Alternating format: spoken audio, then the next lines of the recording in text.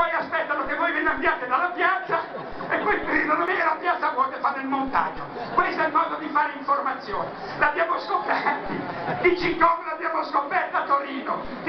A Torino ci saranno state 70.000 persone e DigiCom era lì con la cosa che faceva su di me, solo su di me. Allora gli ho detto, prendete, tirate sulla telecamera, inquadra la piazza se hai il coraggio. Ha tirato su, è partita la pubblicità subito, perché noi eravamo in diretta e li abbiamo sputtanati in diretta, perché con questi strumenti noi guardiamo e arriviamo prima.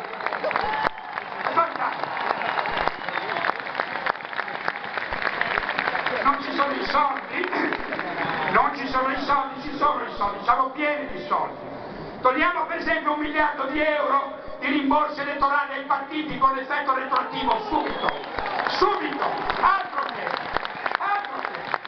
E loro ti dicono, ma come si fa a fare politica senza soldi? Come si fa? Guardaci un po' come si fa.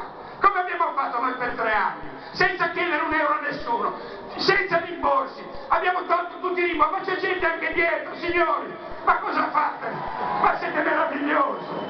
È che da dietro io non ho molte espressioni. Allora il discorso, come abbiamo fatto? 3 anni c'è il movimento, signori, non 20, 3! Senza soldi, con le televisioni contro, con i giornali che ne pistano, in 3 anni, senza chiedere un euro a nessuno, siamo diventati la prima forza politica del paese! È fantastico, Dio!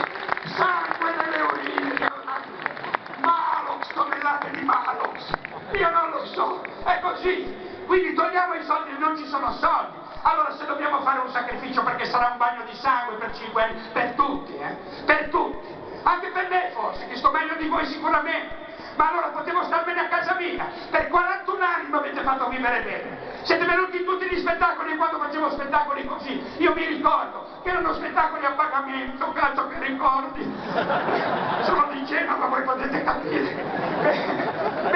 Allora ho detto, posso stare in casa, posso stare lì a vedere il paese che se ne va, i miei figli che se ne vanno in Australia o in Nuova Zelanda, posso vedere questo paese così. Ho detto no, esco e do qualcosa agli altri, perché a me avete dato forse di più di quello che meritavo, forse di più, ma mi sento, io senza essere onesti, far vedere pippe per queste cose, ma mi sono sentito proprio dentro di restituirvi qualcosa, e allora dedico una parte della mia vita, del mio lavoro, a loro, agli altri e a voi per venire qua nelle piazze.